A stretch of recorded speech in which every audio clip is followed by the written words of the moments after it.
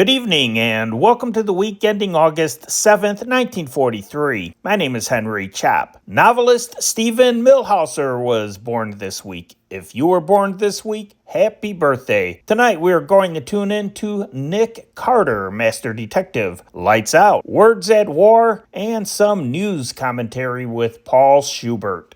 If you love these vintage radio programs, consider supporting us on Patreon. Our page is titled World War II on the Air and in Print. You might be asking, what's in it for me? Well, I am glad you asked. On that page, we are following World War II one day at a time through newspapers and pop culture. We are doing this every single day through two separate timelines. The first timeline begins in 1938, a year before the war started. That timeline is published in the United States evening hours. Our second timeline begins in September 1941 and traces the United States' involvement with the war, and that timeline is in the United States morning hours. Both timelines feature daily newspapers and what I call broadcast day uploads. Those are basically everything I could find from a particular date. It could be 10 hours, it could be 1 hour. It's an interesting recreation of the radio schedule, and it makes you feel as if you are there. On the weekends, we also feature movies. What I try to do is recreate an actual double feature that was playing in the theaters that weekend. The price as of 2024 for just the vintage radio broadcast is $2 a month. The price for the radio broadcast and everything else is $5 a month. It really is a bargain for the amount of content that is shared. A link to our page is in the comments below. Thanks to Learn Welsh Podcast, Steve Castro and Kathleen E. for subscribing to our Patreon museum. Also, subscribe to this channel and ring the bell so you know when another video is set to pop up. Now, if you want details about the programs that we are going to listen to tonight, expand the description section below. Now let's turn on this old tube radio, that's our time machine, and give this stuff a listen. Calling Nick Carter. Another case for Nick Carter, Master Detective. Yes, it's another case for that most famous of all manhunters, the detective whose ability at solving crime is unequaled in the history of detective fiction. Nick Carter, Master Detective. This week's curious adventure is Murder in the Crypt. For Nick Carter and the Jackal God.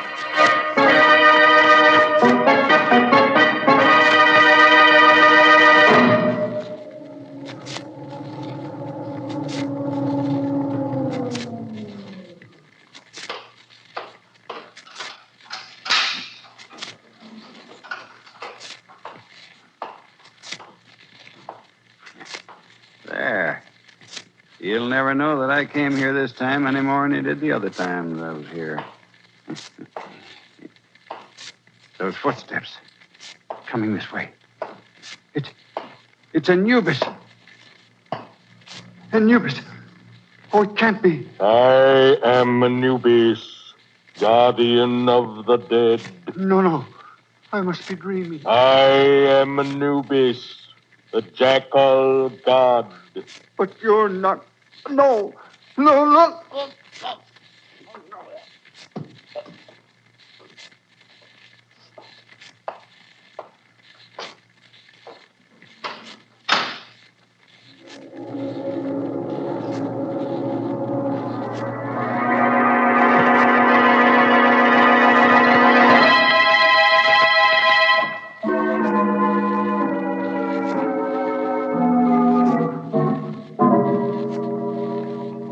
Scarabs from Abydos, condition good. Come in. Are you Dr. Waldemar? I am. I'm Lieutenant Riley from headquarters. You called me about a museum guard who disappeared? Of course. It's about Shelby, the chief attendant here at the Egyptian Museum. Where and when did this Shelby disappear, Doctor? He failed to report to me as usual before leaving last night. And the guards on the door say he did not leave the building. We've hunted everywhere for him, but we haven't found him. Oh, you've hunted everywhere, have you? Yes, Lieutenant. Everywhere except in the crypt of Snefru. The what of who? The crypt of Snefru, an Egyptian king of the 4th dynasty. And where is this crypt? In the basement? No, it's on the 2nd floor. directly above this office. It was installed especially for Professor Glidden, the archaeologist. He alone has access to the crypt. It has a special lock on the door. Oh, you mean he has the only key, huh? Precisely.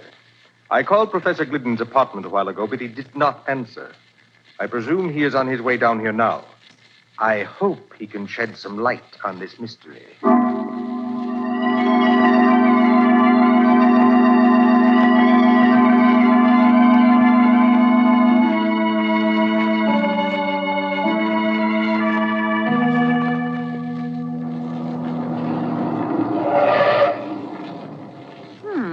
Nick, isn't this the Egyptian Museum across the road? Yes, Patsy, it is. Never been in it. Looks too much like a mausoleum for me.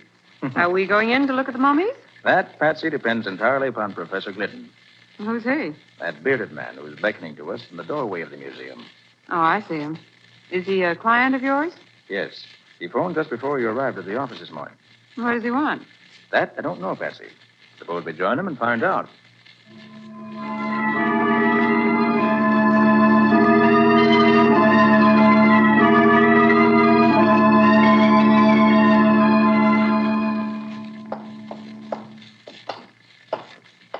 And you say, Professor, that the Archaeological Society gave Dr. Waldemar the money to complete the museum. Yes, Mr. Carter. Provided that he would install a special crypt where I could place the relics from the tomb of King Snefru for examination and classification. So the crypt is officially your property. For the present, yes. When my work is finished, it will be open to the public. I see. And just where do I come in?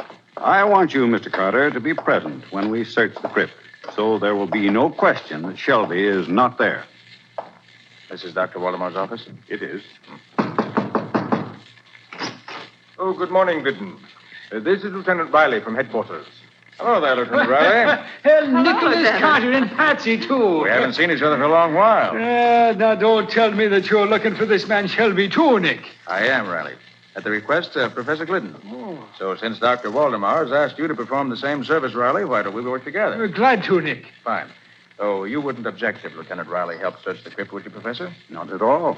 Well, Riley, shall we adjourn to the crypt? Right, Nick. The crypt is on the second floor, right over this office.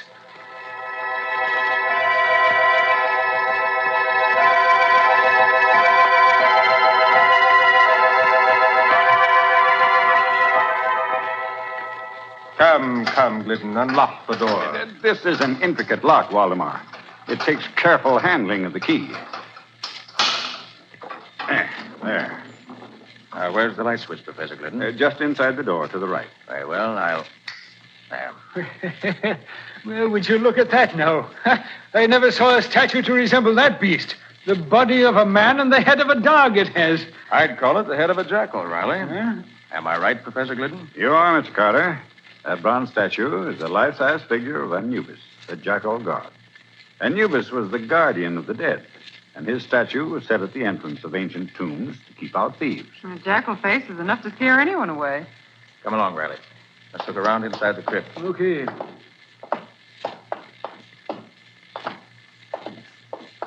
Well, here's a mummy case, which I suppose contains old King Snefru in person. Quite right, Mr. Carter. Yeah, now here's the old boy's throne.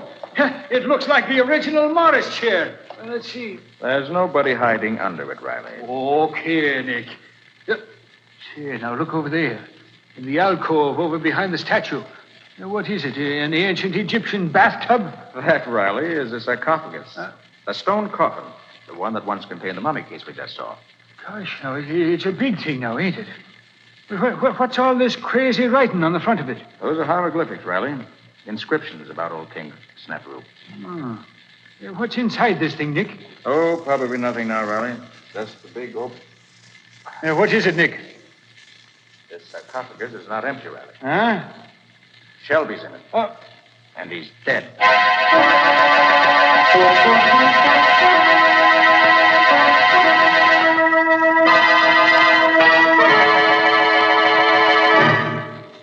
Once again, Lieutenant Riley, I must reply that I know nothing of this matter.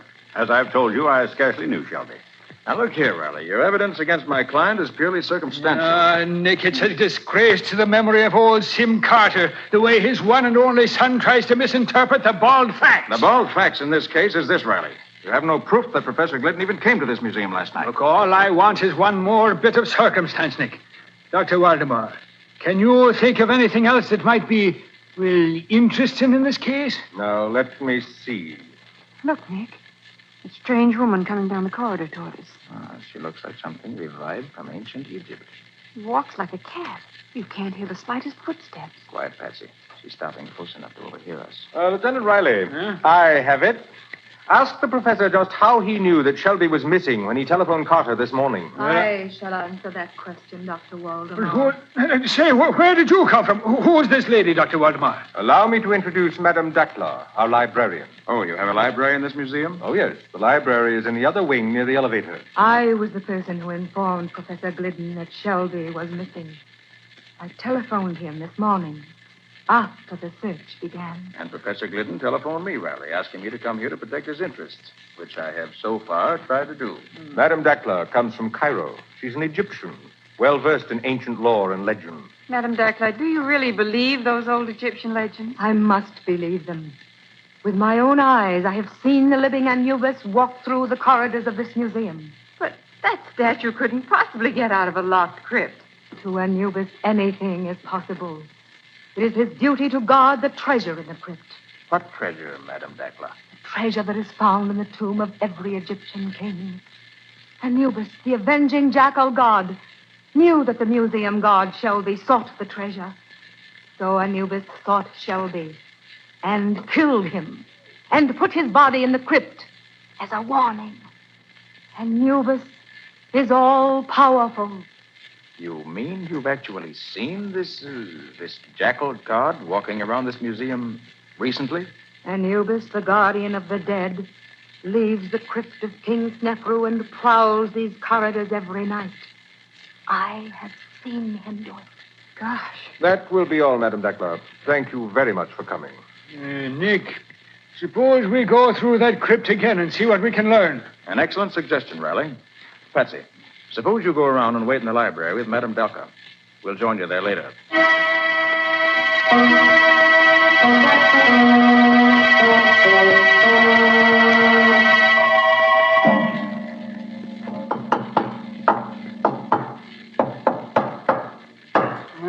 Nick, this crypt is as solid as a rock. We've tested every inch of floor and walls and ceiling here. Yes, Riley, every spot we've tapped seems to be solid stone or concrete. Nick, suppose we check those measurements again, eh? Oh, no use in that, Riley. The room's 30 by 30, with 4 feet out for the door on one side and 8 feet out for the alcove on the other. How big did you say that sarcophagus was, Nick? It's 8 feet long and 6 feet wide. Practically the same size as the alcove it's standing in. And it's 4 feet 6 inches high. Why? And I was just thinking, Nick, that's an awful big chunk of rock there. Well, Professor Glidden says this one weighs over 1,100 pounds. It's over half a ton. Just goes to show that the floor in this crypt must be solid to support such a weight day in and day out. There's an answer to this case somewhere, Riley. Even if I don't know yet where it is. Come on. Let's get back to the office. Yeah. If I'd followed my better judgment, I'd have locked Professor Glidden in a jail cell first. It wouldn't be wise just yet, Riley. You're wrong there, Nick. And I'll tell you why. This door here is the only way in and out of that crypt. And this key, the only key there is now, belonged to Professor Glidden. Riley, I want to learn the motive behind Shelby's murder. There were some strange things going on around this museum.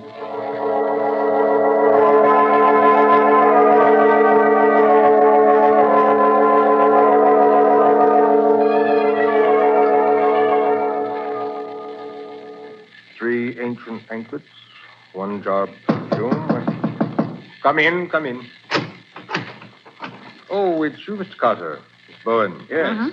Well, are you convinced that only Glidden could have entered that crypt upstairs? I never like to accept the obvious, Dr. Waldemar.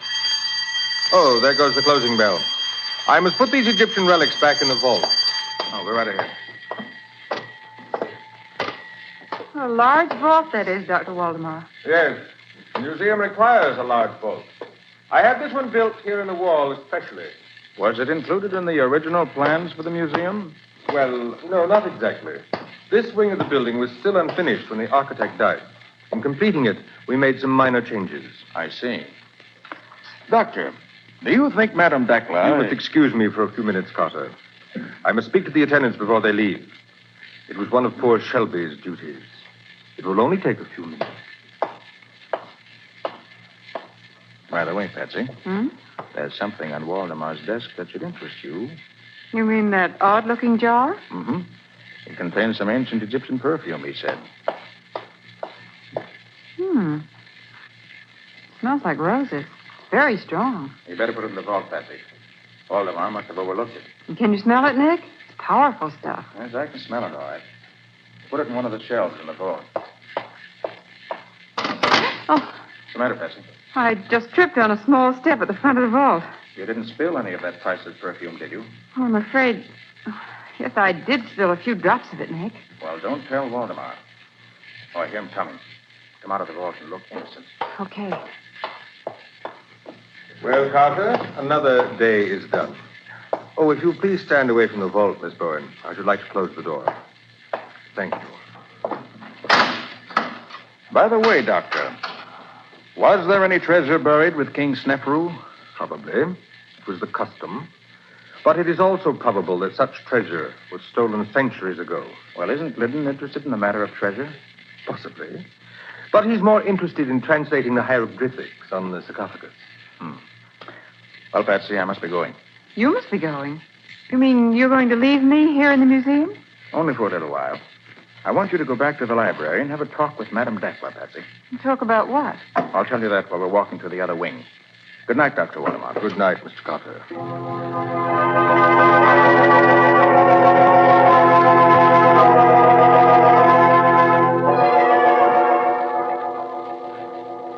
Mr. Carter isn't interested in ancient manuscripts, Madame Dakla. He wants to see the architect's plans for this museum. Oh, but he should ask Dr. Waldemar for those. I don't think Dr. Waldemar has them. Mr. Carter wants the original plan. I shall be glad to see if I can find them for you. I shall try the file cabinet by the door.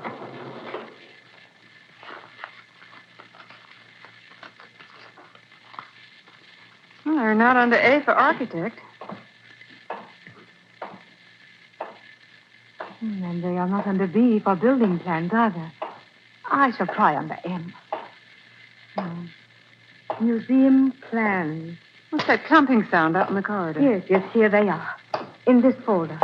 Plans for Egyptian Museum to be erected Look! in Coming through the door. Anubis. Welcome, Anubis. Anubis gives no greeting to those who defy him. I have never defied you, Anubis. You have sought the treasure that I guard. Never. I have always... Let go of her, whoever you are. Let go. Take your hands Away, you... Hey, now, what new mischief is going on here, Nick? O'Reilly, you're just in time. Huh? Patsy was just going to tell me. Who was it took Madame Dakla away, Patsy? It was somebody who looked like Anubis, the jackal god. What? Really, Nick. Madame Dakla had the plans of the museum in her hand. And they're gone, too. Nick, this time we're going to look in that crypt upstairs first. Come on.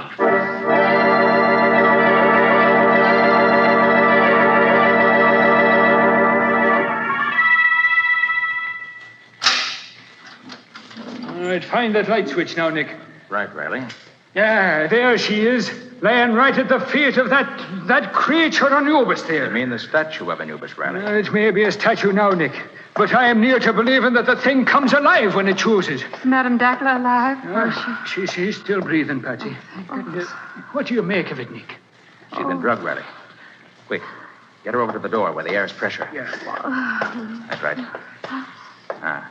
She's coming around now. Where am I? You're all right, Madame Dakla. Oh, but I am in the crypt now. And the last I knew, I was in the library. I knew it. I knew steel doors are no barrier to Anubis. Help her outside, Patsy, so I can lock the door here. You lean on me, Madame Dakla. But I tell you, it is useless to lock that door. Anubis can pass through all barriers. Maybe so, but Professor Glidden can't. Come on, Madame Dacla, I'll take you back to the library. Then I'm going to put the professor in jail where I can keep my eye on him. From now on, there'll be no fooling on this. Patsy. When Riley opened the crypt just now and found Madame Dacla, did you notice the peculiar fragrance in the place? I must have been too excited to notice it, Nick. What was it like? It was the perfume of roses, Patsy. Musty, ancient roses. You should have recognized it. You mean it was like the perfume from the bottle I spilled in Waldemar's office? Yes, Patsy. It smelled exactly the same.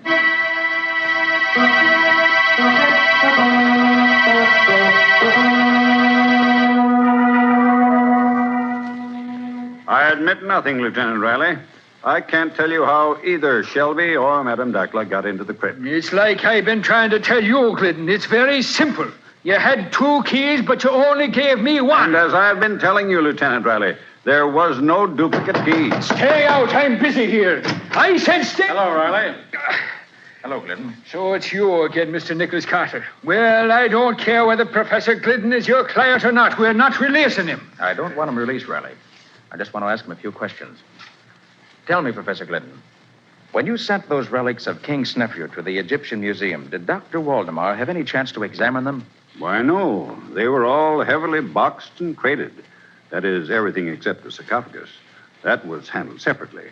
Waldemar installed the sarcophagus in the crypt before I arrived. I see. I seem to recall that Shelby helped him set it up.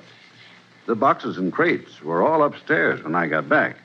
But I opened them alone and set up everything myself, including the statue. That's all I wanted to know. I'm sorry, Professor, that you'll have to spend the night here, but I hope to arrange your release by morning. All right, Sergeant. Take the professor to his cell. Yes, sir. Come along, Professor. Say, Riley. Will you do something for me? Why should I? Why shouldn't you? You'll learn something yourself, and that's always a help in a murder case. All right, Nick. When can I lose? Fine. Pick up Patsy. She has all my notes, and you may need them. Then both of you go to the crypt. Where'll you be, Nick? I have to attend to another matter first. Now listen carefully, Riley. Here's what I want you to do. When you get to the...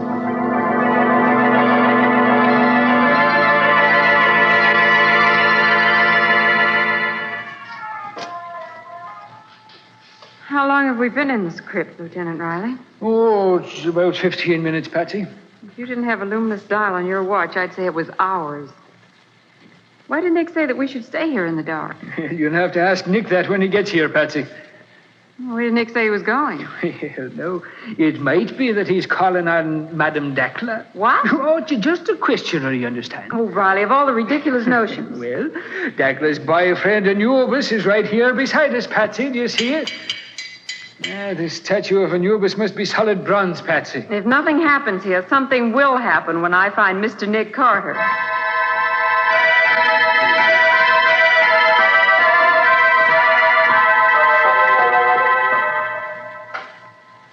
Only 10 minutes more, Patsy. I'm getting so used to this darkness, I can see the sarcophagus plainly. Looks so big. It is big. It's almost... What's that? I don't know. Sounds as if something was happening at last. Riley! Hey, what is it, Patsy? You're not getting hysterical now, are you? Riley, I smell something. The perfume of roses. And it's getting stronger. Now, what has the perfume of roses to do with all this here? Riley, look. Look at that sarcophagus. Patsy, what we're looking at can't be happening here. Oh, but it is. That sarcophagus is rising straight up in the air. I've always said that seeing was believing. Look. I see what's doing it, Riley. You can't tell me that anything that will make a stone coffin weighing half a ton go floating up in the air 5 feet on the floor, Patsy. It's on top of an elevator, Riley. An elevator? Sure, that's what's lifting it. Well, glory be. You're right, Patsy. That's what that rumbling sound was. Riley. Yeah? There's a man coming out of the elevator with a flashlight. Wait till I draw my gun, Patsy. I'll fix it. You're too late, Riley. I have you covered. It's Dr. Waldemar. Why... Riley, that elevator is the vault from Waldemar's office. Quite right, Miss Bowen. I have you both covered. Don't try anything, either of you. Well, what would you be trying, Waldemar? There will be 2 new victims in this vault, Lieutenant Riley. 2 fools who, like Shelby, found out too much. But I'm sorry it isn't 3. Nick Carter would be a welcome addition. You really mean that, Waldemar? Nick, where are you? Carter, how did you get here? I've been waiting for you in King Snefru's sarcophagus. And now if you... I'll kill you first, Carter. I doubt that. Okay, Patsy. Look out, Patsy! He's knocking over that statue! It's falling over!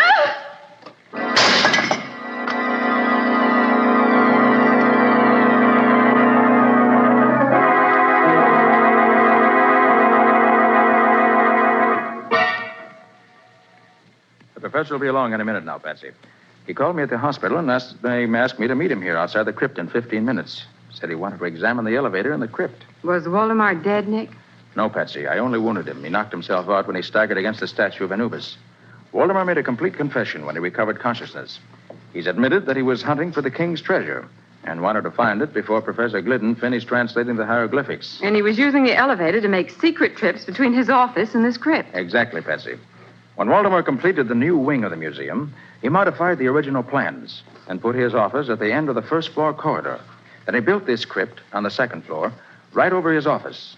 Evidently, the elevator was already installed, and Waldemar brought the sarcophagus up on top of it. And there was a sarcophagus standing in an alcove that was really the elevator shaft. Mm-hmm. The elevator itself became the vault in Waldemar's office. He disguised it with shelves and loaded them with curios. But it was still an elevator. And you think Shelby found out about it? Shelby must have helped Waldemar arrange things, since it was more than a one-man job. Then later, Shelby decided to look for the treasure on his own. Apparently.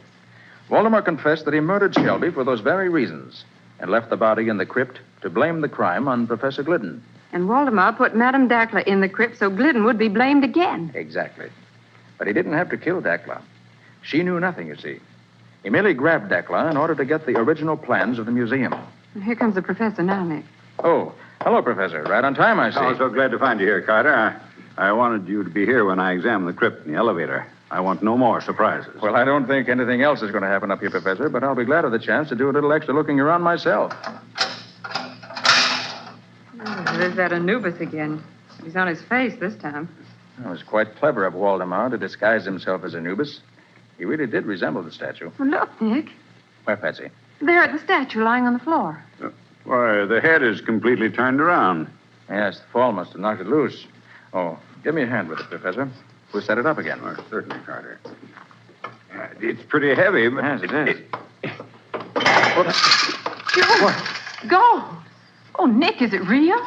I imagine it is, Miss Bowen. Why, this must be the treasure of old King Snefru's. So that's where the royal treasure was hidden. Waldemar must have looked everywhere except in the head of this statue. So Anubis was really the keeper of the treasure. Well, congratulations, Professor. And I hope this discovery makes up for all your troubles. It does indeed, Mr. Carter. I shall now be able to visit Egypt again.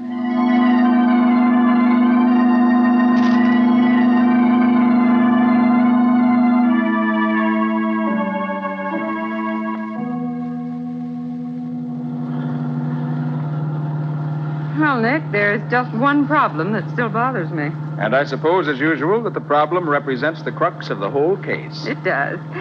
When I put that jar of perfume on the shelf, did you already know that the vault was an elevator? I did, Patsy. The elevator floor wasn't quite level. That's why you tripped as you went into the vault. But of course. But, Nick, what made you think it was an elevator in the first place? Quite simple, Patsy. There had to be an elevator to take the sarcophagus up to the crypt on the second floor.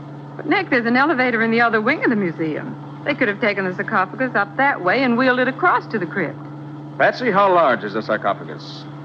Why, it's 8 feet long and 6 feet wide and 4.5 feet high, didn't you say? Mm-hmm. And how wide is the door to the crypt? 4 feet, according to your measurements. Exactly. Now, Patsy, do you think you could put a sarcophagus 4 feet 6 inches high through a door only 4 feet wide? Of course not, Nick. Of course not, Patsy. Not even Dr. Waldemar could do it. Up through the alcove was the only way. Waldemar probably hoped that no one would think to compare the size of the door to the size of the sarcophagus. And nobody did, except Nick Carter.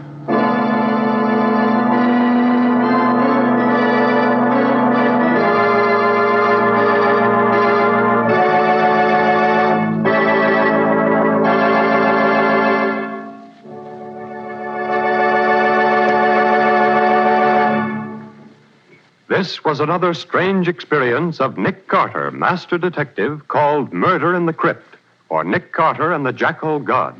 Another of the curious adventures of Nick Carter, which are brought to you regularly by WOR Mutual. And now, Nick and Patsy, what about our story for next week? Well, next week's story is full of action, isn't it, Patsy? Action is right. You see, Nick investigated a murder on a lonely place called Skull Island. Yes, and there were only 4 people on the island who could have committed the crime. But it took a model of a clipper ship and a sea serpent to find out who the murderer was. It also took Nick Carter and a smart piece of deduction on his part to work out the answer. But what did a sea serpent have to do with the murder? Well, we'll tell you all about that next week. In the meantime, I'm glad I don't have to say sarcophagus again. So long. So long, everybody. And so long to you, Nick and Patsy. In the strange adventure you have just heard, Nick Carter was impersonated by John Clark, Patsy by Helen Choate. The story was written for Nick Carter by Walter Gibson. Original music was played by Lou White. The entire production was under the direction of Jock McGregor.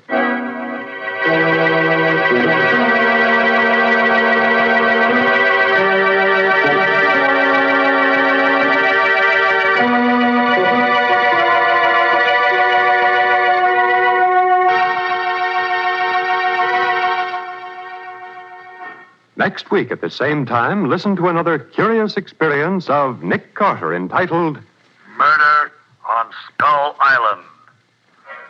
Or Nick Carter and the Mystery of the Sea Serpent.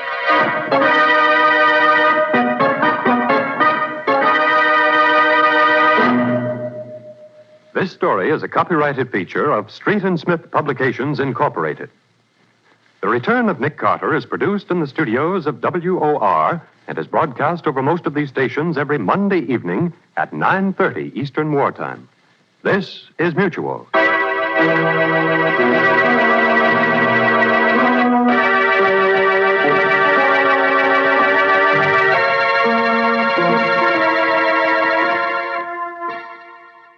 If you love the World War II era, consider following us on Patreon. You not only support this channel, but you will get daily posts of pop culture and a daily newspaper in chronological order. It's neat to follow the war as your parents, grandparents, or even your great-grandparents have followed it. Check us out with a 1-week free trial. A link is in the comments to this video. Lights out, everybody.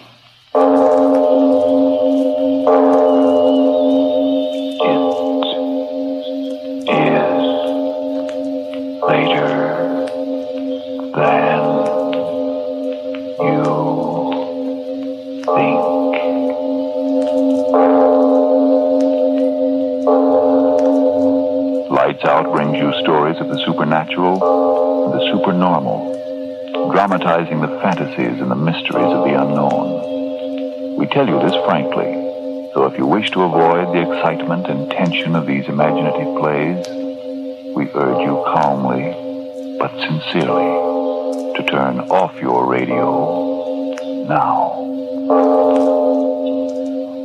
This is Arch Obler. Tonight for Ironized Yeast, one of those chilling stories so many of you like. Its title, Murder Castle. But before we begin, Frank Martin with a question. You know that without food you couldn't live, and without enough vitamins and minerals in your food, you may feel only half alive. If that's how it is with you, if you're losing weight, losing your pep and ambition, and if vitamin B1 and iron shortage is what's to blame, then listen. Ironized yeast tablets give you both vital substances, vitamin B1 plus iron. Today, ever so many people who were short on these substances tell how ironized yeast helped them regain glorious pep and strength and needed pounds, so now they can really enjoy life again.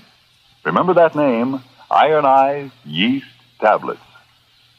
And now, lights out, everybody.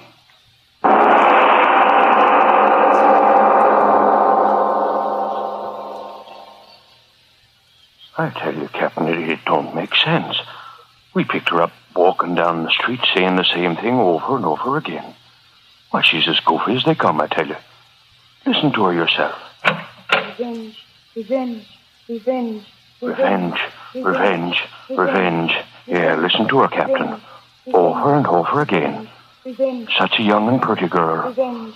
What could have driven her out of her mind like that, I ask you? Revenge. Revenge. Revenge. Revenge. Revenge. Revenge. Revenge. Revenge.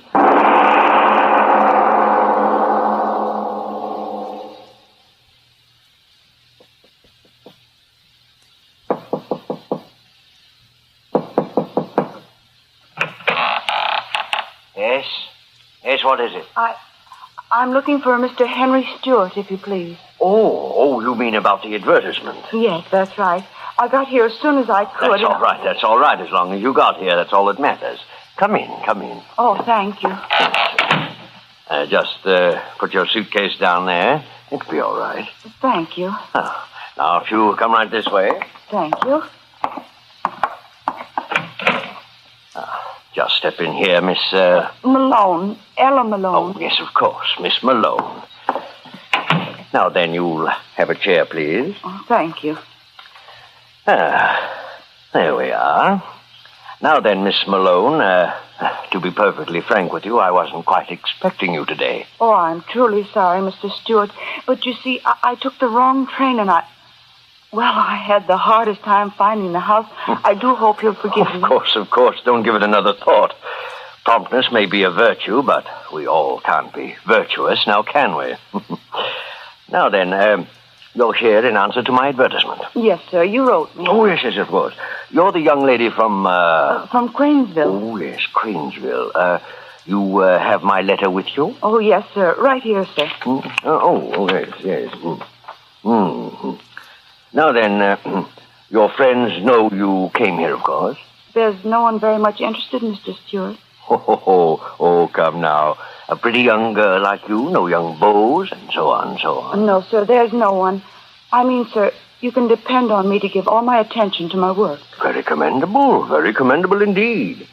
My work, as I wrote you, is entirely confidential. My philanthropies are to a great extent entirely sub rosa, no fuss, no feathers. You understand what I mean? Oh, yes, sir. As my secretary, my affairs will be entirely in your hands. My checking account, my finances, and so on, entirely in your care. I understand, sir. It's quite a responsibility, and you're quite a young woman. And as I wrote you, the bank... Oh, yes, sir, I understand. The bond, I brought the money for it, $300. I've got it right here, sir. Oh, fine. That's very businesslike, yes, indeed. I'll give you a receipt, and there we'll be. Mr. Stewart. Yes? Oh, my pen. Oh, yes, here we are. My money. Will I get it back from the bank any time I leave your employ... I mean, when you want me to? Oh, yes, of course. Now then, here we are. Received of Miss Nellie Malone. Ella. Oh, yes, of course, Ella. Memory isn't quite what it used to be. That's why I need a good secretary. I'm very good at remembering things. Oh, you are. Now then, we are. Guess this receipt is in good order. Received of Miss Ella Malone. $300 to be deposited with the Merchants Bank as surety bond, and to be returned to said Ella Malone upon request. There's my signature. Now then, how's that? I'm sure that'll do very well, sir. Now, then, you have got my receipt, but I... I beg your pardon. Not at all. Oh, of course, I have it right here. I am sorry. Oh, well, I understand. The excitement of your trip. Here it is, Mr. Stewart. You see, I had it already in an envelope. Now, if you'll open it... Oh, no, not at all. Bank can do that when I send it to them in the morning. Now, just put your purse down there, and I'll show you through your new home. Yes, Mr. Stewart. Now, we'll go right up these stairs. Yes, sir. Oh, yes, you find I have quite a place here. 3 stories high, and every inch of it my own design. Rather dark. Oh, careful now. Oh, I'm all right. Mustn't hurt yourself. Hardly the way to start a new job, is it? Oh, now then, here we are. Got a nice room for you, very nice. Fact of the matter is, you can choose any room on this floor. But, Mr. Stewart, your daughters... Daughters? Yes, won't they object? You said any room. Oh, yes, my daughters. I did write to you about them, didn't I? Yes, you did. Well, never mind about them. They're upstairs studying. Now, right here. I suggest that you take this room. at least for tonight. Whatever you say, Mr. Stewart. Get the light on here. There we are. Nice, isn't it? I've never had such a large room. If you've got one a little smaller... On the contrary, my dear Miss Malone, you'll find this one small enough. Perhaps a little too small. Yes, indeed. Entirely too small. But, Mr. Stewart... Locking the door... Mr. Stewart, why did you... Mr. Stewart, why did you lock the door? Mr. Stewart... Mr. Stewart, why have you shut me in here? Mr. Stewart, please answer me. Mr. Stewart, please let me out of here. Mr. Stewart, please let me out of here. It's getting dark in here. Please, Mr. Stewart, let me out.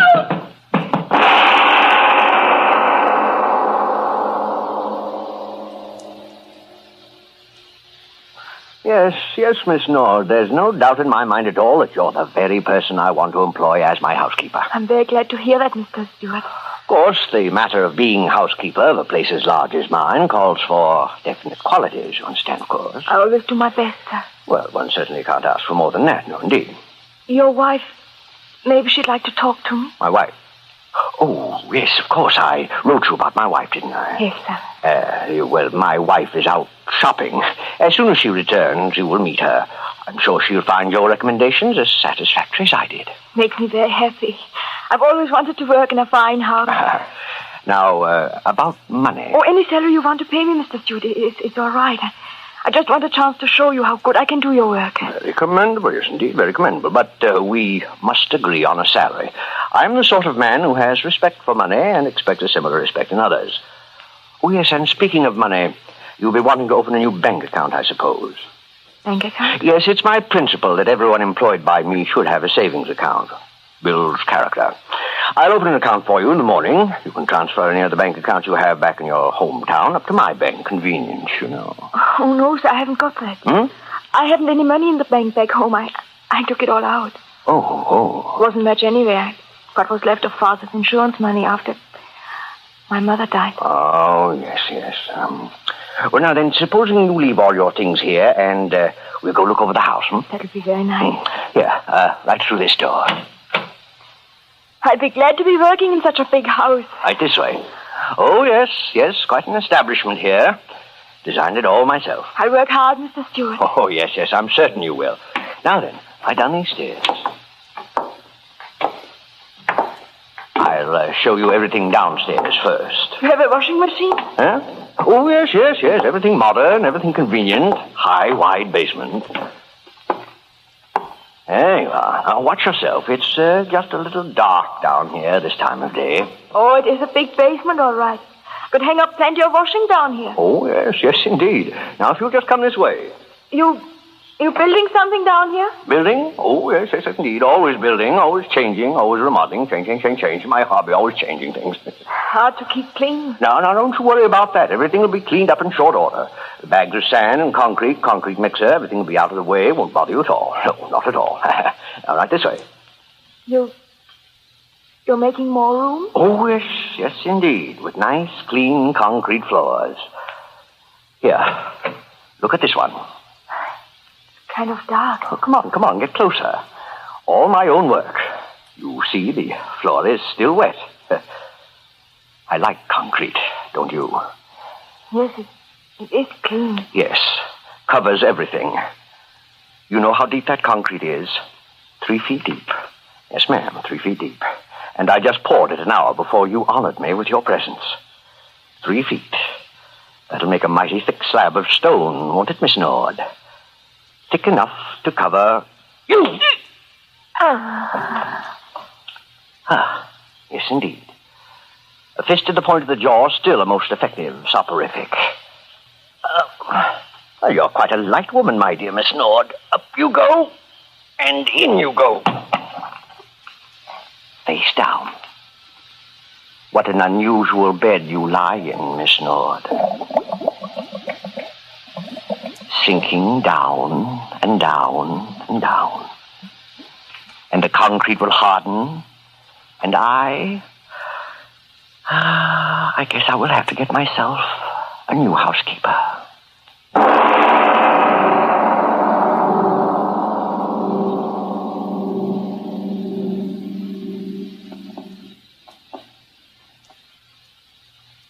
gentlemen, let's lean back now and relax for a moment. Let's take time out from tonight's amazing lights out story. The story of a strange, mysterious mansion and the one woman who entered those doors and was never seen alive again. Let's turn during this brief intermission to a much more everyday situation and a question that's much easier to answer. An angry girl is storming out of her friend's house. And her friend says, "What can be wrong with Lucy these days? She crosses a bear and she's losing so much weight she looks terrible.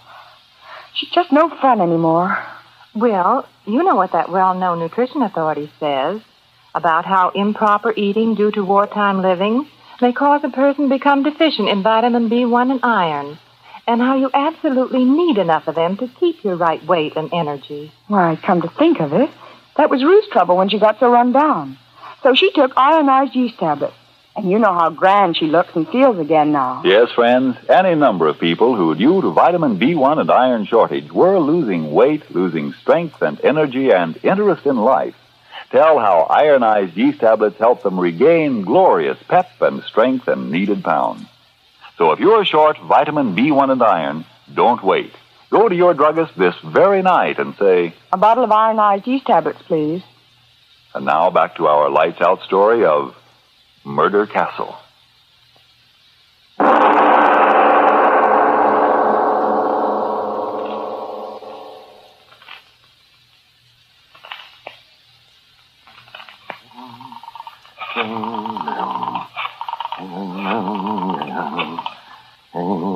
Hello? Hello? Hello, is this the employment agency?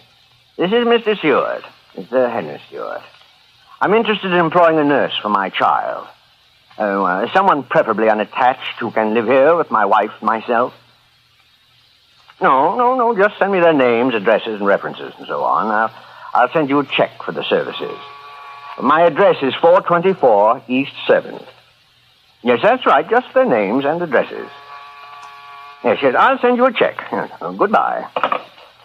Oh, yes, I'll be there.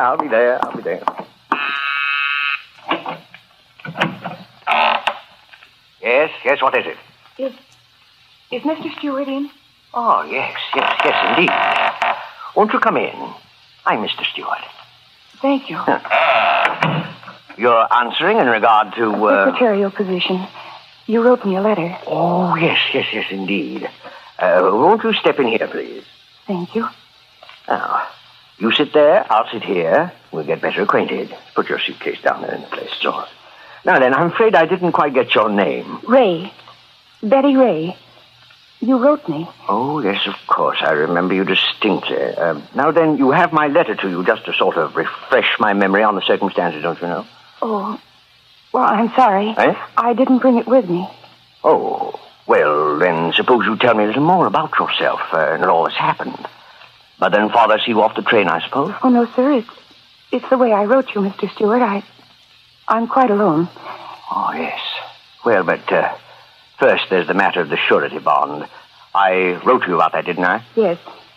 Yes, you did. Ah, yes, I felt quite certain of that. Mr. Stewart, I was wondering. Yes?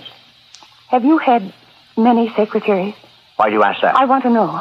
Why do you ask that question? And what happens to them after you hire them? Tell me what happens to them. Young woman, just who are you? My name is Betty Malone. Malone? Betty Malone. My sister Ella came here a month ago about a job, and I want to know where she is. Do you hear me? I want to know where she is. I don't think I quite know what you're talking about. Why do you lie to me? Why do you lie to me? She was here. She was. Oh, then what makes you so sure? A letter you wrote her. The first one. I waited a whole month, and then I came here. And as soon as I saw you, I thought something was wrong. And now I know there is. My sister Ella, where is she? You've got to tell me. What if I tell you again that I don't know what you're talking about? I'll go to the police. They'll make you tell the truth. I know she came here. I know she did. Why do you laugh? Why? Because you're being a very foolish young lady. Very foolish indeed. There's no need to get excited. Of course your sister's here, and very happy, too. She's here? Yes, and very happy, too. So then take me to her. Please take me to her. All right. No need to get excited. Of course I'll take you to her. I intended to all along. I was just having a little joke with you. Is she all right? Is she all right? Of course. Now then, come right along with me. Come right along with me. Right along with me. Yes, she's right up here. Been with me for over a month. Why didn't she write? Why didn't she tell me? Now then, right down this hall, and you can ask her that for yourself. This isn't a trick, is it? My dear young lady, you have easily the most suspicious mind of anyone I've ever met. Why, I'm quite a helpless old man, and you always have recourse, as you put it, to the police. Here we are, right in this room. Now, go right in. All right. Wait, it's locked.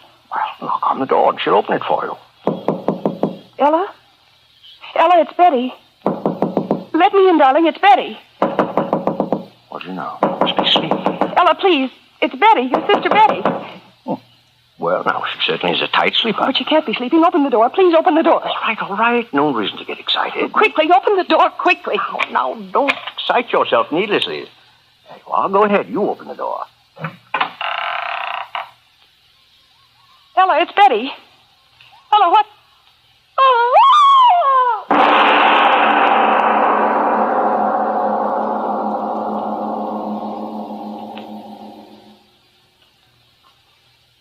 Now then, my dear Betty, we understand each other clearly, don't we? Ella. Dead. Nothing like a complete understanding now, is there? Ella. Dead. Oh, it wasn't so difficult. I shut the door, sealed it, and nature took care of the rest. Ella. Dead. Oh, she died quite easily. Much easier than others. Why? You mean, why do I do it? It's a very simple explanation, young woman. This is my business. Yes, my business. Some men make their fortunes in stocks, some bonds, some in business. And this is my business. Why? Why is any business conducted? Profit, my dear. And I've made quite a neat little profit. Oh, yes, and a very safe one, too. Ella, dead. Yes, and you're the very first to come wandering about looking for one of my customers. The first, and I assure you, the last. Oh, yes, 30 women have come in my front door. Ella. 31, including you and Ella. Come on along. No. I'll tell you all about them. You'll find it most instructive. Yes, indeed. Now, come. Don't hold my arm. Oh, but I must. These corridors, they twist and turn. Oh, yes, it's best I hold your arm. Get lost easily around this house. My most interesting house. Where are you taking me? Yes, there were 30 before you. Most interesting array. I used to read the want ads in small-town papers, and then I'd write letters. Oh, most interesting letters. I needed a secretary, a housekeeper, nurse, excellent salary, unusual accommodation. Somehow, Ella, I knew this had happened. Indeed. And they brought all their worldly belongings with them, generally in a suitcase. Little here, a little there. Oh, I'm sure it's been most profitable. Now, in this room, for example... No, don't open that door. No, perhaps it would be better not to. The one in here came to be my housekeeper. Oh, let me see. How long ago was it? Oh, well, no matter. She came as a housekeeper, and after she went into a retirement in that room, I found in her suitcase such interesting bonds. Why, I tell you, my eyes fairly popped right in my head. Oh, yes. It's the uncertainty that makes my little business so very fascinating. Killed 30 women. Now, let's go down a little way now, down here. Don't make me pull you along. Killed 30 women. It wasn't difficult. Most women are such fools, anxious to believe what they want to believe. They came here for life, and you gave them death. Ah, you're the smart one. That's why I'm even bothering showing you my work. I never did the others. And showing you around won't do harm. You won't be talking long. 30 women died. Now, in this room... let me open it and show you. No, don't make me look. No, please don't. No. Oh, you see? There's no reason for excitement, just an empty room. That's what she thought when she went in here. Then I pressed this button, so. And the floor flopped open as she stood on it, and down she went. Down, down, down. Guess into what? A pit of lime. Dead. Oh, yes, I tried out so many different ways of killing them. You wonder why they'll never find me out? Well, I'll tell you why. Because I'm much too smart for all of them. Oh, not perfect crimes. No, nothing infantile, but just cleverness in choosing the women I do my business with, and an equal cleverness in doing away with them. Oh, yes, indeed. Now then, what was I telling you? Oh, yes. Why, they'll never get me. Ella, seeing you, it's done things in my head. No corpus delicti. And if there is one, no evidence of violence. Ah, there, that's the secret. Were you very frightened, sister? Hell of quicklime, there was no corpus delicti after that, I can tell you. Not when you buried them in a slab of concrete. Ah, yes, that's the secret. I could only have been with you, little sister. And now this room, let me show it to you. I think this will be your room, my dear. So very frightened. You see the door? Airtight, yes indeed. I'll open it. The room. Amazing sight, isn't it? No doors, no windows. I could have helped you, Ella. Now, I'll shut you up inside the room, then I'll close the door and press this button here like this. You hear that, little one? You hear that? Pumping, pumping, pumping. And guess what is pumping? Ella, my head. Air. You hear me? Pumping the air out of the room. Yes, that's clever, isn't it? You breathe, and soon there'll be nothing there to breathe, and then you'll die. And if the police do find your body, no mark of violence, nothing but asphyxiation. A most mysterious death, they'll say. In time, they'll decide it's all quite natural. Embolism, heart attack. Oh, they'll think up a fancy name to clear their files. Yes, indeed, they always do. It isn't right for him to live with it, Ella. Now, first, off with the pump. Now, my dear, I think you'd better step inside. Quickly now, so I can close the door and go about my other work. Quickly, I tell you. No, wait. Wait for what? I want to give you something. What can you give me that doesn't belong to me already? This. Gun. Get in there. Get in that room. Gun. You had a gun in your purse all the time. My father's. I brought it for the man who... Ella. Get in that room. No. What are you going to... Get in there, or I'll press the trigger. Get in there, I'll kill you. No, don't. Get in. Don't. I'm an old harmless man. I was only fooling. I wouldn't hurt you for the world. Revenge. It's right to revenge, isn't it, Ella? He said to press this button, Ella. The pump. It's running, Ella. Listen to it. It's killing him the way he killed you. It's right to revenge, isn't it, little sister? Right to revenge. Right to revenge. Right to revenge. Right to revenge. Right to revenge. Right to revenge. Right to revenge.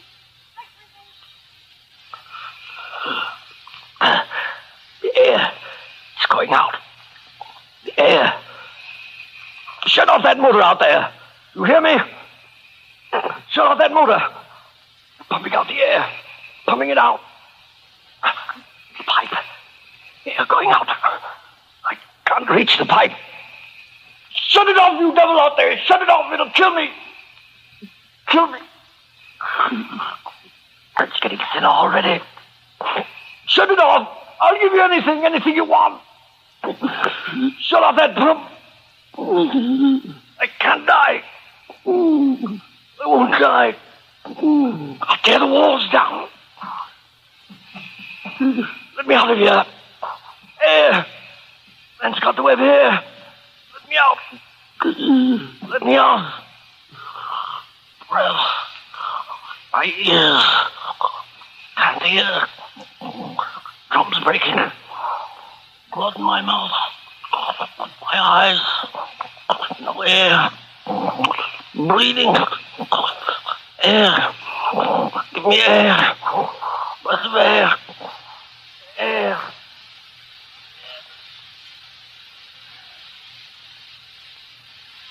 Revenge. Revenge. Revenge. Revenge. Revenge. Revenge. Yes, listen to her, Captain. Revenge. Over and over again. Revenge. Such a young and pretty girl. Revenge. Revenge. What could have driven her out of her mind crazy like that? Revenge. Revenge. What, I ask you? Revenge. Revenge.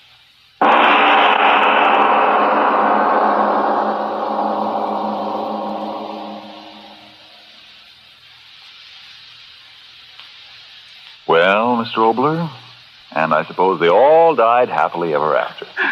You put things so sweetly, Mr. Martin. The dark corners of the human mind are the deepest dark, I believe, of anything in the universe. Speaking of darkness, how would you like to turn back the pages of that nebulous stuff known as time to the Sakhalin of Tsarist Russia? You mean right now, Mr. Obler? Oh, yeah. You know the answer to that as well as I do, Frank. It's always after you've had your say for ironized yeast.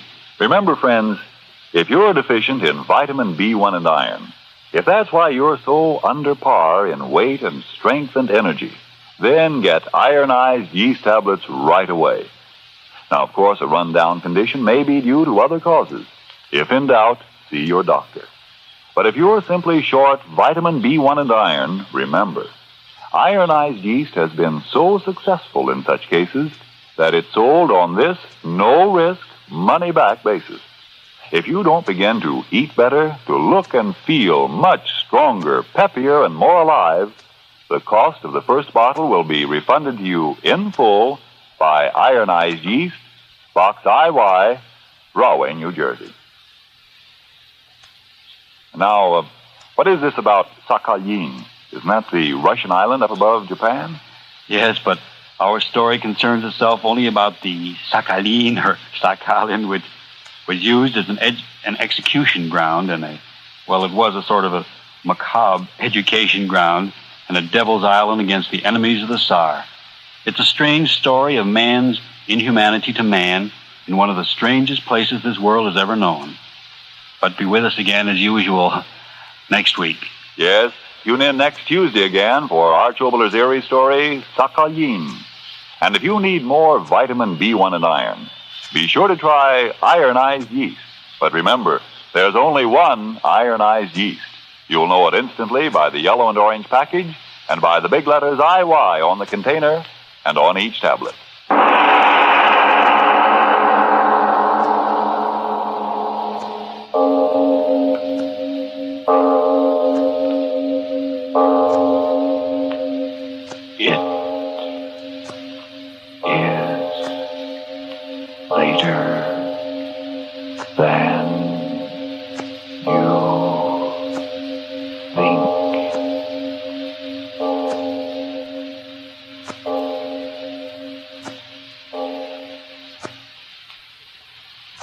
Friends, taking care of those hard-to-replace white shoes is easy. Buy a shoe white that's more than just a whitener. Buy Energine Shoe White, made by cleaning specialists, makers of famous Energine cleaning fluid. It not only whitens your shoes, but its cleaning and conditioning action helps Energine Shoe White give you a smooth, even, long-lasting job. So use Energine Shoe White. It keeps your shoes looking better, longer. This is the Columbia Broadcasting System. August 1st, 1943, a group of 177 American B-24 Liberator bombers with 1,726 total crew departed from Libya to make the first bombing of the oil refineries at Ploiești, Romania, the major fuel supplier to Germany. The mission temporarily halted oil production, but 532 airmen and 54 of the planes were lost. After a 40% loss of production, the refineries would be repaired more quickly than projected. Rioting broke out in Harlem, the mostly African-American section of New York City, after a white NYPD officer shot a black soldier in the shoulder during a scuffle. When an ambulance took the soldier to a hospital, a false rumor spread that he had been killed. A mob began smashing the windows of pawn shops, liquor stores, and other white-owned Harlem businesses. The riot was finally suppressed by black and white NYPD officers, state National Guardsmen, and military policemen, along with an appeal from Mayor Fiorello LaGuardia for peace and a delivery of food supplies to Harlem residents. When the riot ended, 6 African Americans had died and more than 500 arrested, while 40 police officers had been injured. William D. Becker, the mayor of St. Louis, Missouri, was killed along with 9 other people while riding as an honored guest in a new cargo-carrying glider at an air show at the city's Lambert Field. A crowd of 10,000 watched in horror as the wings of the glider buckled as it descended to 2,000 feet, then plummeted to the ground. Killed also were Major William B. Robertson, president of the Robertson Aircraft Corporation, which had built the glider, St. Louis County Judge Executive Henry Mueller, and Thomas Dysart, president of the St. Louis Chamber of Commerce. 11 Roman Catholic nuns, led by Mother Superior Maria Stella Mardosowicz, were executed by a Nazi firing squad in German-occupied Poland after volunteering to take the place of local men who had been scheduled for execution. The 11 would be beatified by the church. August 2nd. Jewish inmates at the Treblinka extermination camp in Poland seized weapons from the camp's armory and made plans to take over the concentration camp from their captors. The theft was discovered before the inmates had enough to completely overpower the guards, but hundreds charged through the main gate and 300 managed to escape. A few guards were killed, and the rebels set several buildings ablaze, though most of the escapees were hunted down and killed, with no more than 40 surviving. The U.S. Navy patrol torpedo boat PT-109 with a crew of 13 commanded by Lieutenant Junior Grade John F. Kennedy was traveling through the Blackett Strait in the Solomon Islands when it was rammed and sunk by the Japanese destroyer Amagiri. Though 2 of the crew were killed, Kennedy and the other men swam 3 miles to a small island and then to Olasana Island, both of which were uninhabited. Kennedy and Ensign George H.R. Ross would make their way to Nauru Island, where they were found by natives who delivered a message that Kennedy had carved on a coconut to the PT base at Rendova Island. The PT-109 survivors were rescued on August 8th, and Kennedy received the Navy and Marine Corps Medal for his heroism. August 3rd. General George S. Patton was visiting an evacuation hospital in Nicosia, Cyprus, when he encountered a private who was in the hospital for malaria and dysentery, as well as for shell shock. Patton asked the private what he was in for, to which he replied, "I guess I just can't take it." Patton lost his temper and struck him with his gloves. On August 10th, Patton would strike another soldier, and the incidents became public knowledge. August 4th. British Prime Minister Winston Churchill and his cabinet ministers made what one commentator would call one of his most important but least known decisions, electing not to ship British wheat to the colony of India, thereby condemning hundreds of thousands or possibly even millions of people to death by starvation. At the time, there was a famine in the Bengal province. At the German V-2 rocket plant at Peenemünde, the decision was made to employ concentration camp inmates as slave labor to build the missiles. For every non-Jewish German employee, there would be at least 10 camp inmates supplied by the SS. August 5th. Soviet troops recaptured the city of Oral from German forces after a 23-day battle. August 6th. The Munda airfield was captured by American forces, giving the United States control of the island of New Georgia. August 7th, the Second Battle of Smolensk began on the Eastern Front. If you love the World War II era, consider following us on Patreon. You not only support this channel, but you will get daily posts of pop culture and a daily newspaper in chronological order. It's neat to follow the war as your parents, grandparents, or even your great-grandparents have followed it. Check us out with a 1-week free trial. A link is in the comments to this video.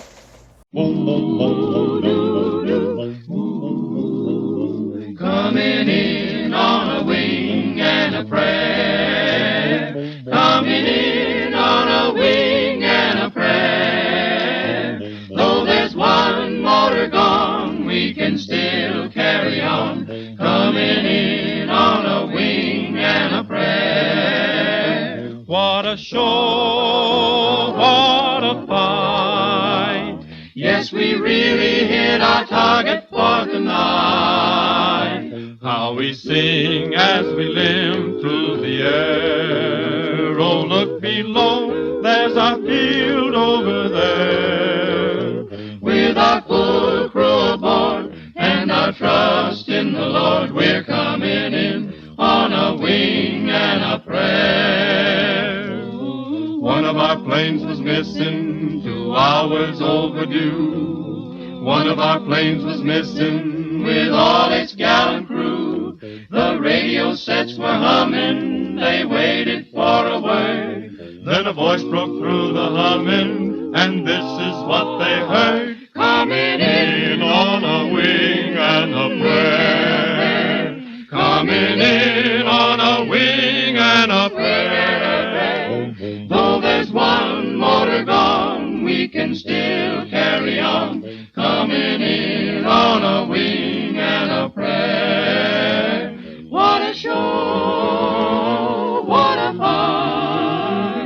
Yes, we really hit our target for tonight. How we sing as we limp through the air. Look below, there's our field over there. With our full crew aboard and our trust in the Lord, we're coming in on a wing and a prayer. Though there's one motor gone, we can still carry on. Coming in on a wing and a prayer. Coming in on just a wing and a prayer. Words at War, presenting Gwen Dew's Prisoner of the Japs.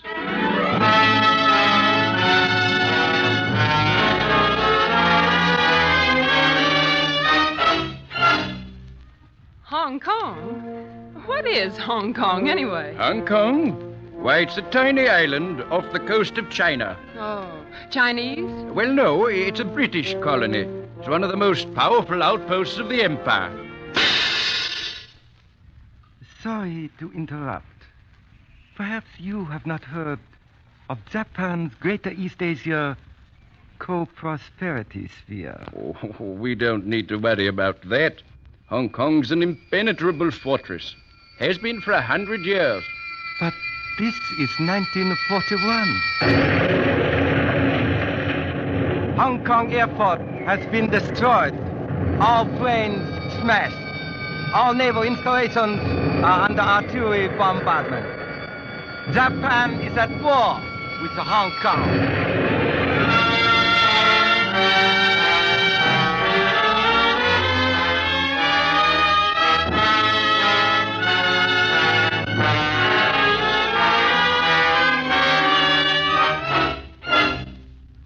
Words at War. Tonight, the National Broadcasting Company, in cooperation with the Council on Books in Wartime, brings you another in its series of radio adaptations of important books of this war. Each week, selected episodes are dramatized from some of the most stirring of our war-inspired literature. Tonight, we hear the story of an American newspaper woman who happened to be in Hong Kong on the day the Japanese attacked. The book is Prisoner of the Japs. The author is Gwen Dew.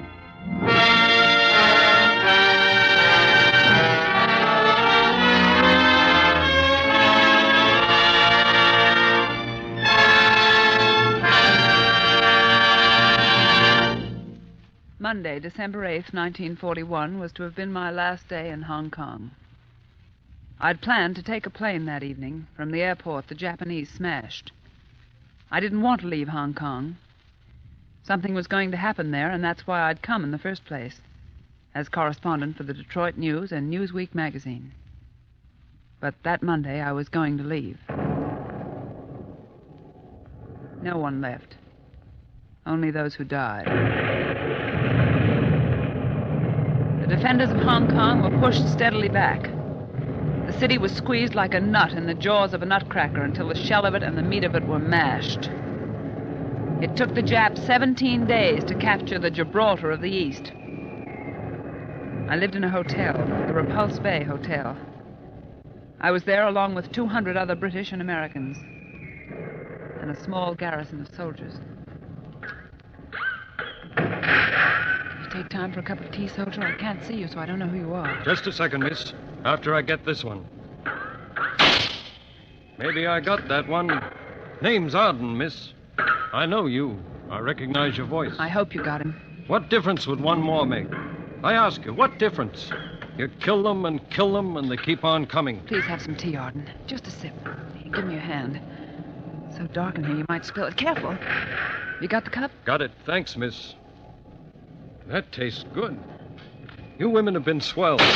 Cleaning and scrubbing up the messes, feeding us. You sound so tired. I feel as if I was 90 years old. How old are you? 23. I used to wonder how I'd feel if I killed a man. I've been in the volunteer corps here a couple of years. But I've always been frightened that I'd be scared to kill someone. Now? Now. If I could personally kill every Japanese on this island, I'd be happy.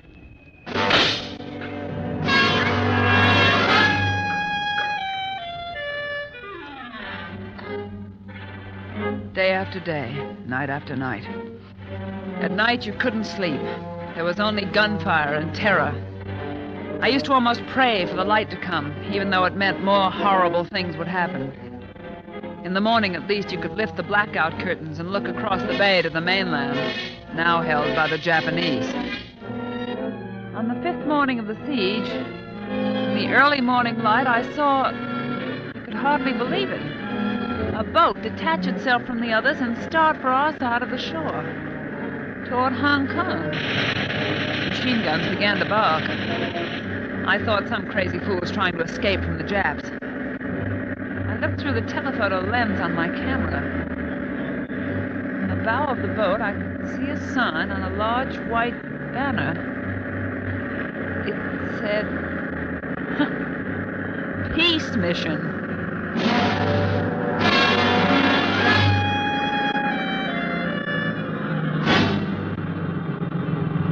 But this is incredible, Major. Like everything else today, Miss Dew. 3 Japanese officers coming into the heart of Hong Kong? Look at them. Strutting up the steps Suppose I could get a picture? I am Colonel Tada of Military Information. I am Major Boxer of His Majesty's... Young lady. Yes? That camera. You are a photographer. I'm a reporter for an American newspaper. You want to take photographs? I'd like to. Oh, certainly. Come over here, please. I will stand here. Captain Osu on my right. Snow on my left. Shall we all smile? Young lady, take your photograph. There. Remember, please, I am Colonel Isumo Tada of Japanese military intelligence. Someday you will write about me when the war is over. Yes, Colonel Tada. Oh, so. Now, Major Boxer, we have come with an offer of peace from the Japanese government. I shall send word at once to the Governor General. Perhaps you should add that not only is Hong Kong doomed, but also that Pearl Harbor has been destroyed. The American Navy has been sunk. Yes? I shall send word to the Governor General immediately.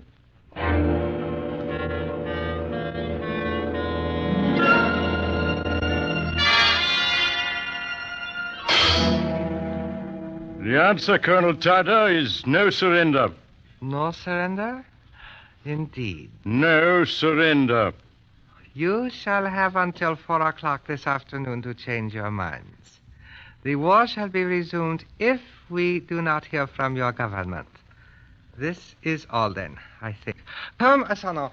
Also, Major Boxer, you will order your men to withhold fire till 4 o'clock. Then, if we have heard no more from you, the war will go on. Good afternoon. Yo, forget. Money me gate. Take it. I say, Major Stewart, if the war's got to go on, those chaps are in our hands. You could, you know, you could. Fire on them? Not until 4 o'clock, Mr. Holmes.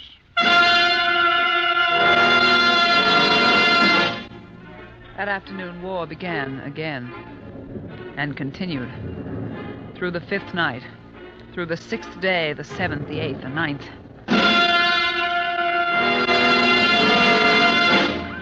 And after each of those days, another night of terror, weariness, despair. The ammunition getting low, water going, food. Miss Dew? Yes, here I am. Pardon, miss. Will you do me a favor? Of course. It's so dark. Give me a hand. There. Got it? The piece of paper. Yes? My mother's address is on it. Will you try to get a message to her sometime? Sure.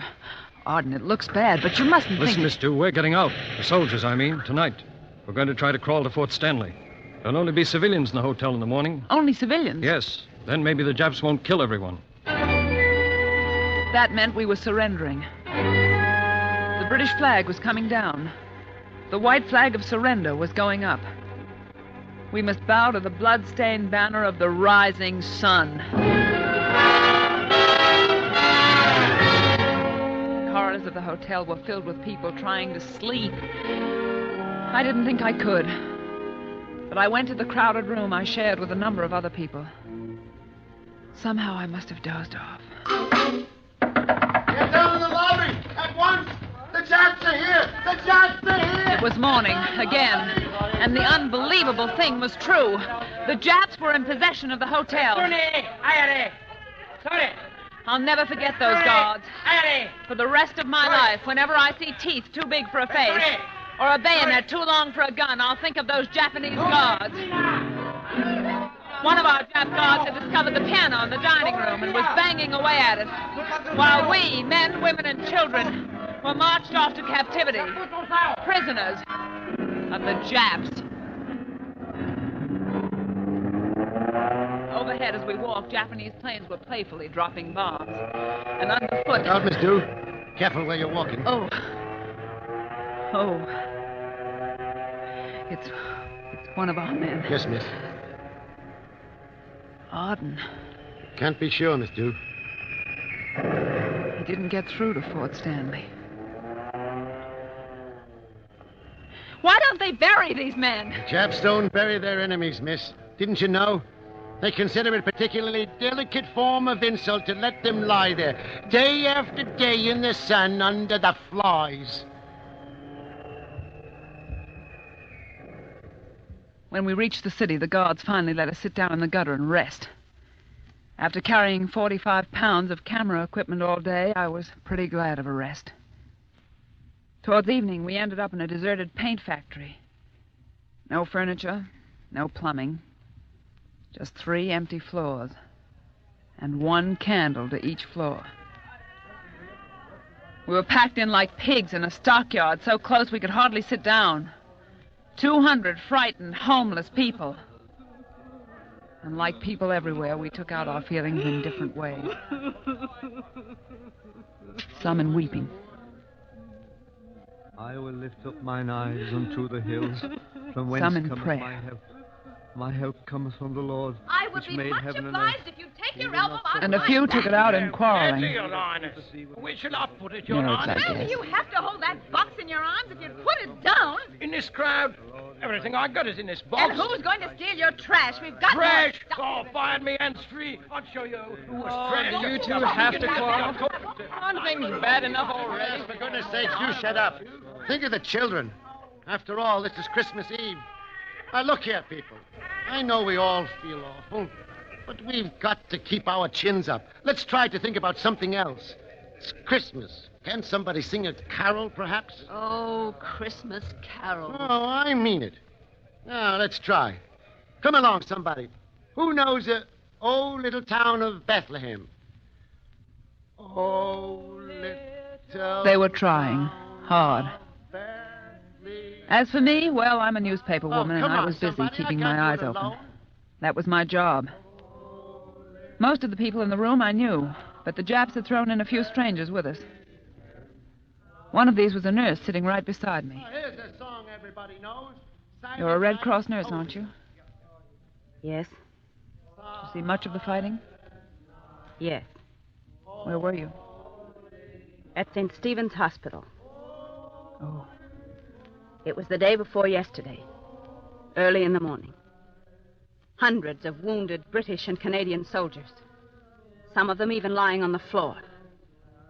And then the Japs came. They killed Dr. Whitney. Dr. Black, too. We were there all day, all night. You are a reporter, aren't you? Yes, I am. Then tell them what happened to me, to the rest of the nurses. Tell them in America, so they'll know what our enemies are like.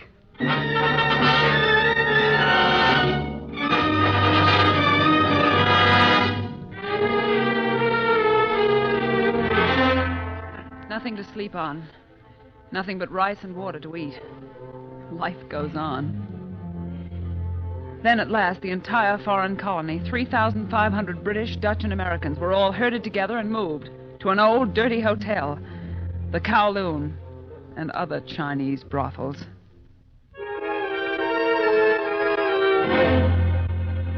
You are now prisoners of Japan.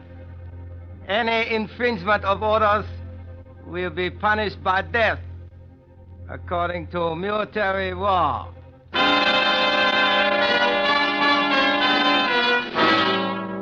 The were locked up 8 or 10 to a room, men and women together. One day I was alone, trying to sleep. Suddenly I became conscious that someone was standing beside me. People who knew the Japanese had warned me never to show any fear, no matter what happened. So I just lay there on the floor and pretended to be asleep. And then I felt something cold, smooth, and sharp on my throat. I knew it was a bayonet, moving slowly across my throat, under my chin, from one ear to the other. I could feel a point resting for a moment under my left ear, under the jugular vein. Then it slid back again across my throat. Cold, smooth, sharp. I didn't breathe. It was a long, long time. Finally, I heard a sigh. Then the toe of a boot gave me a kick. I opened my eyes, and one of the guards was standing over me, grinning at his little joke. Missy afraid? No. No, I wasn't afraid. Missy rave. Missy, get up. Have note for Missy. From Colonel Tada. To the American young lady cameraman, I would like you to come to tea. I am very busy, but will arrange in a few days for you to come to the Peninsula Hotel. Colonel Tada. An invitation to tea with the jailer. Well, why shouldn't I go? I was hungry. Besides, I was a reporter. The day came. I was so weak I could hardly walk to the Colonel's hotel, but finally I made it. And I was taken to his suite. A room with chairs to sit in. And food. Will you have another sandwich, Miss Du? I've had 11 already. Then have a piece of pastry. I'll have another sandwich first, and then I'll have a piece of pastry. Certainly. Thank you. Now, tell me, Miss Du, you are probably wondering why I invited you here today. Are you not? Well, yes, I was, Colonel Tada. It is very simple. I admire courage. I was very much impressed that day when you took our photographs. You did not show fear. So, I thought sometime I will see this American newspaper woman. We will talk together. So you're giving me an interview, Colonel Tada? I can afford to. You are my prisoner. All right, then. If this is an interview, here's a question. What does Japan hope to gain by this war? Even if she won, most of her navy would be gone, her buildings destroyed. Even so. In the meantime, Japan will have taken all the resources of 1 million miles of land, Malaya and its rubber, which your country needs so badly. Its chrome, the oil from East India, and so on and so on. But what about your men? 1 million of your men will be dead. Miss Dew, you Americans lose sight of our physiology and psychology. We would rather die for Japan than live for her. From the battlefield, white boxes of ashes are sent home for the family shrines. Don't forget, Miss Du, we Japanese do not think of this war in the terms of this year or next. We think of the future history of Japan.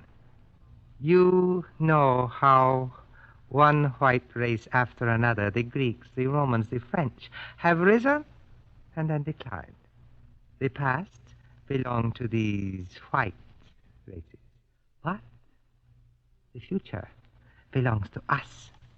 Soon the whole world will be speaking Japanese. You talk as if the war were already won, Colonel Tada. Oh, Japan is already the second largest empire in the world. And the American fleet was practically destroyed at Pearl Harbor. Pearl Harbor? Colonel Tata, I'm afraid Americans will never forgive you for striking while your ambassadors were still in the White House talking peace. Oh, yes, I know. But there is the way it had to be done. You can win a war in only one way. Destroy the enemy before he destroys you. Miss Dew, we leave Europe to Germany. For the rest of the world, we are the new masters. And now, Miss Dew, you must leave me. Oh, as a token of my kindness, I ask you to accept this jar of jam. P.S. I took the jam.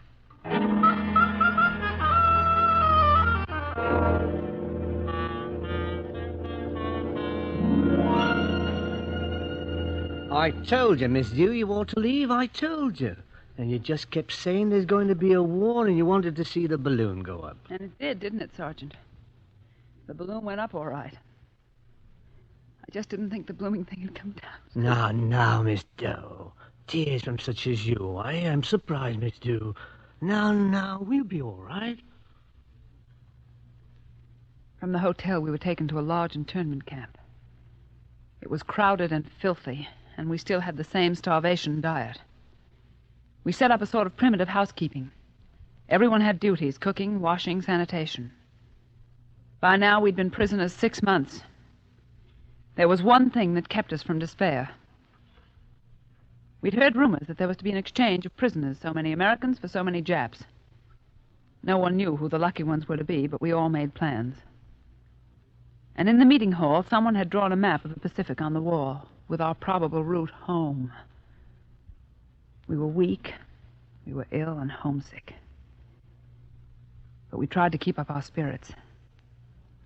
In the British group, there was an amusing character, Brigadier General Maurice Abraham Cohen, bodyguard to Dr. Sun Yat-sen. General Cohen was a blockade runner, guerrilla fighter, and now a prisoner. It was the general's birthday, so I suggested a party.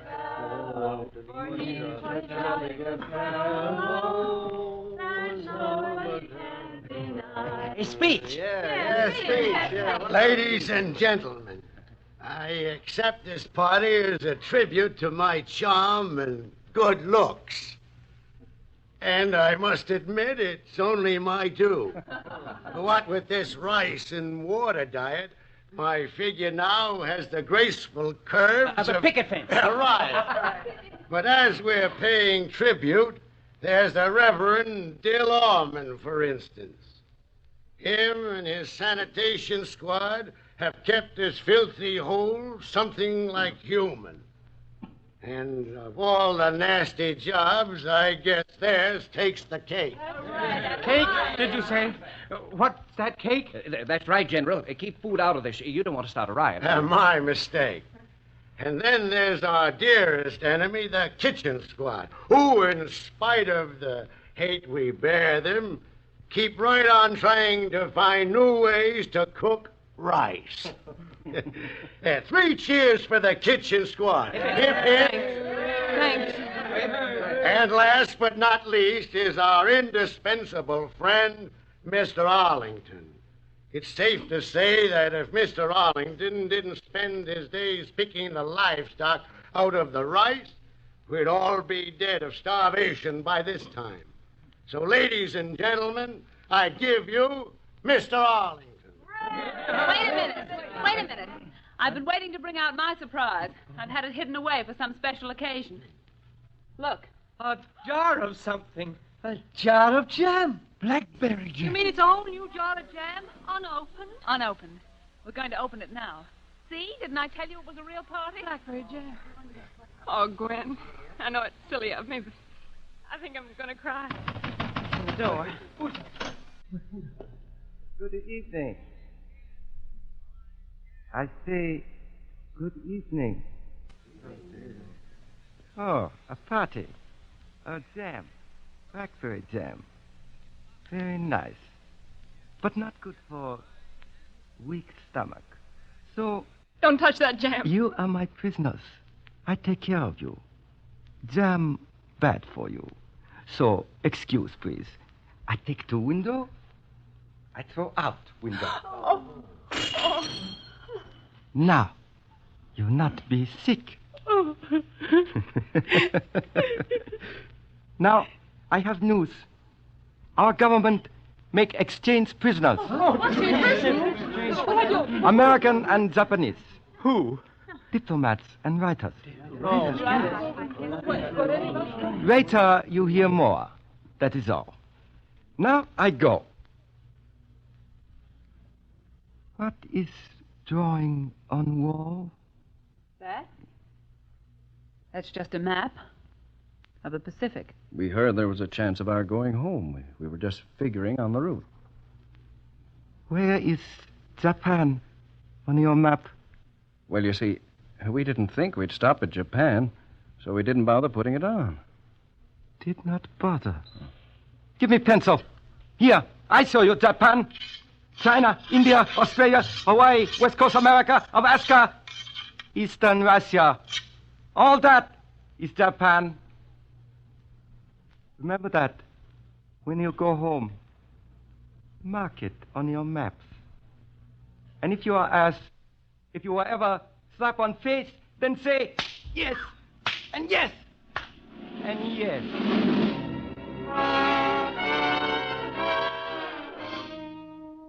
Well, we could bear anything now. We were going home. And at last the exchange was made and the rescue ship set out. The Osamu Maru from Yokohama to meet the Grips home from New York. After 7 months of starvation and torture, we were actually sailing the route we had traced so often on our map. Hong Kong, Saigon, past Singapore, through the Indian Ocean, down the East African coast, and into Lorenzo Marquez.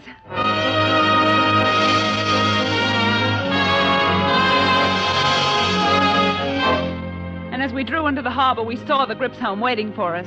The brave white crosses of protection standing out proudly on her decks. And coming out to meet us was a convoy of 12 boats, battered old hulks of tankers, freighters, tugs, a rusty, bedraggled crew. But flying from their masts, the most beautiful sight on earth, the Union Jack and the Stars and Stripes. And as they drew nearer, they joined in a chorus of welcome.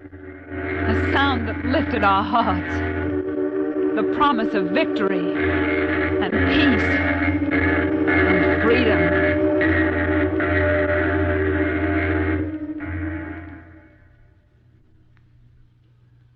We present in person the author of Prisoner of the Japs, Gwen Dew. Some of us came home, but 150,000 Allied soldiers and civilians are still prisoners of the Japs. Tonight we have tried to tell you what that means. We have forced ourselves to speak of those days so that you may understand Japan. She has taken 1 million square miles of territory, and we have won back 200 square miles. Perhaps if you can remember what we have said tonight, it will help us to crush Japan's new empire before the friends we had to leave have died, prisoners of the Japs.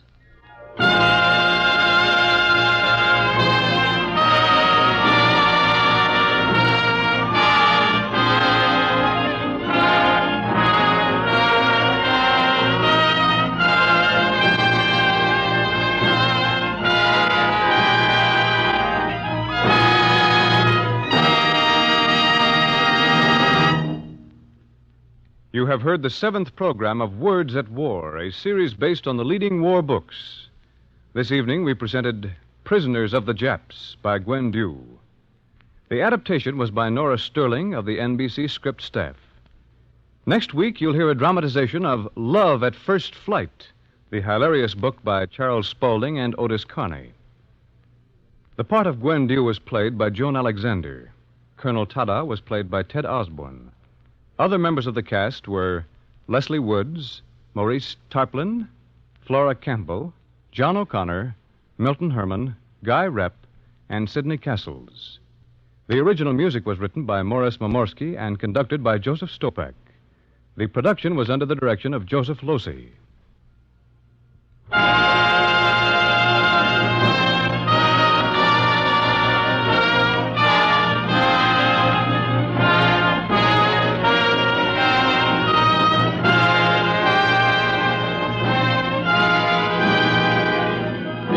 This program has been presented in cooperation with the Council on Books in Wartime by the National Broadcasting Company and the independent radio stations associated.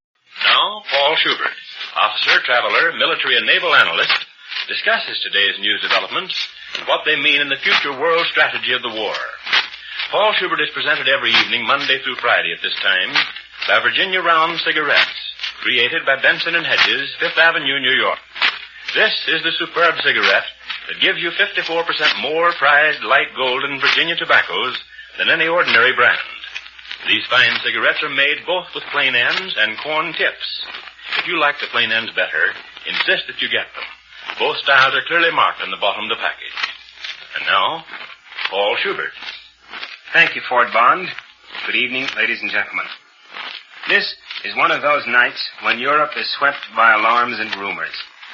The events of recent weeks have thrown the continent into a state of instability. Once more, people have the feeling that anything can happen. In Italy and also in Germany, there is particular tension. Feelings like these have been part of the European air for years. It's a little hard to appreciate, here in the United States, just how unstable Europe is to the present generation.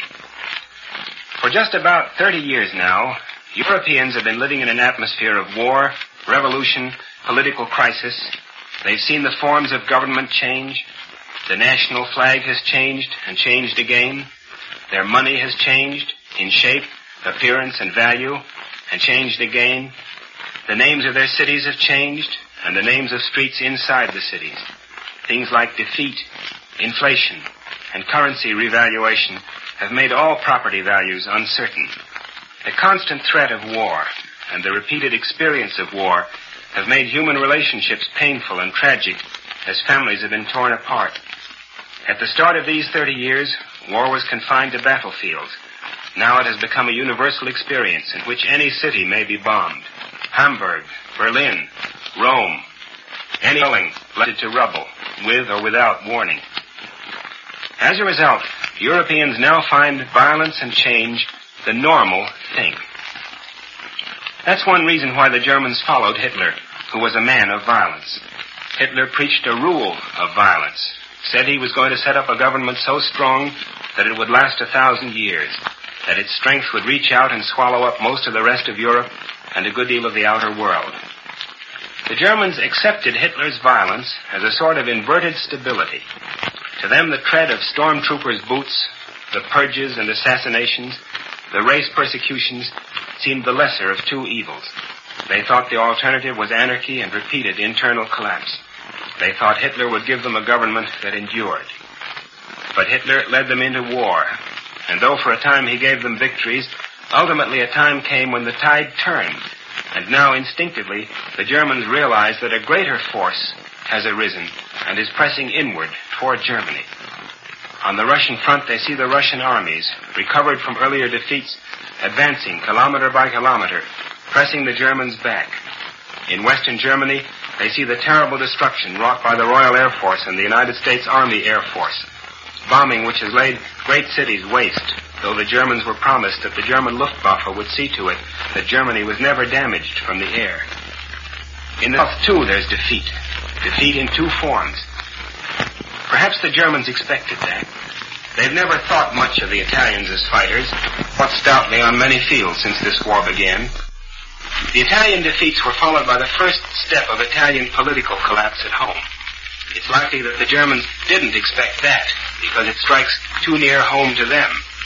Here's a totalitarian government, and under pressure it collapses as easily as a party government after a parliamentary defeat.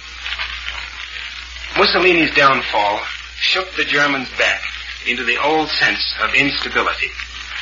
I say that as a fact, not based on knowledge in the day's news, but based on knowledge of Europe. And the second form of defeat there in the Mediterranean, the defeat of German armies, not by Russians, not by air bombing, but in combat against British, American, and French troops. After the downfall of Mussolini, the Germans' government of Badoglio and King Victor Emmanuel, the so-called constitutional government, because they thought it meant an improvement in the situation, a stiffening of Italy's fighting ability. Now the analogy is clear. Perhaps we ought to pitch Hitler and the Nazi Party overboard. They've brought us a lot of trouble, war and sacrifice, and now defeat on all fronts. This thought may not even have taken concrete form as yet, but it's in the air. And it's reflected tonight in the European news, which is full of vague rumors of important non-military developments in Germany.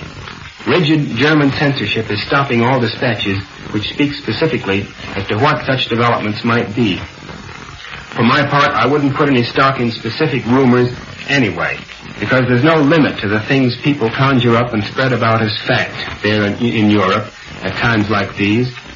And when dramatic events come, they come unannounced and usually with complete surprise, as Mussolini's downfall came a few days ago.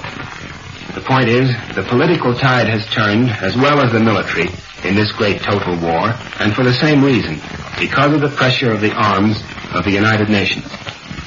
All this applies, however, only to the European civilian populations, not to the European armies, not even to the Italian army. There's a reason for that, too. The armies don't hear the news. Above all, they don't hear the foreign shortwave news that reaches the civilian population by radio. And the armies are under much tighter organization. And the armies are, on the whole, much better clothed and fed, except on the active combat fronts, than the civil population. And often better housed, too. So that the armies must still be considered as intact, as fighting units determined to carry on the war. This is particularly true of the German army, which has fought through these difficult weeks without showing any signs of cracking. There's one more thing to remember. All this happened before, this home front uneasiness, back in 1918. Then, too, the armies were relatively untouched politically, but then the home front situation got completely out of hand and led to political turmoil that spread through the military, and there was both military and political collapse under the pressure of arms. This time, the authorities are much more alive to the potentialities of home front uneasiness and revolt, more determined to suppress such tendencies by violence. The Badoglio government in Italy may actually turn out to be more violent than Mussolini and his fascisti. And if, in Germany, Hitler should be thrown out in favor of a military dictatorship, that dictatorship would certainly set out to rule the country with absolute martial authoritarianism, I beg your pardon. What we are seeing now is the war's real crisis. Under pressure, Europe's hard-pressed civilians are wavering. But this wavering has been anticipated. The European military men who are at bottom responsible for this war, the men who backed Hitler and Mussolini, and who may throw Hitler over as they threw Mussolini over, those men are ruthless and determined, and will stop at nothing in this critical year of the United Nations' first offensive. At all costs, those men want to avoid defeat. If they can't win the war, they want to win the peace. They want to force us to accept a draw, and in the years after the war, they want to prepare for a military comeback. That's why suddenly the phrase unconditional surrender begins to assume such importance. They say the idea of unconditional surrender hurts Italian pride. They should have thought of that when they began waging war on Albanians and Greeks, Abyssinians and French, and when they cheered the Italian declaration of war on the United States.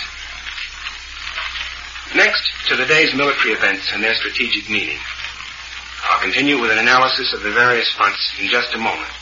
And now Ford Bond has a word for you on what might happen if all the cigarettes in America were placed end to end. Well, as soon as you compare the ends of cigarettes, it's just logical to select Virginia Rounds. And here's why this is true.